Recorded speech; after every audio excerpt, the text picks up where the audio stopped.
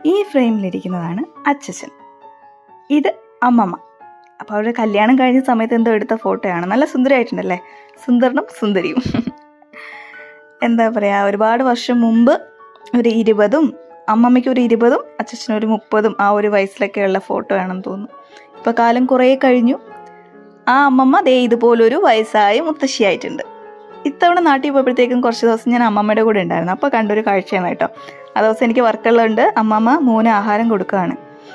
അപ്പോൾ പെട്ടെന്ന് ഇത് കണ്ടപ്പോഴത്തേക്കും ഞാൻ വിചാരിച്ചു ഒന്ന് ക്യാപ്ചർ ചെയ്ത് വെക്കണമെന്ന്. കാരണം ശരിക്കും എനിക്ക് എൻ്റെ അമ്മമ്മ വാരി തന്നതോ അങ്ങനത്തെ ഒരു ഓർമ്മകളും എൻ്റെ മനസ്സിൽ മാത്രമേ ഉള്ളൂ, എങ്ങും തന്നെ ഇല്ല.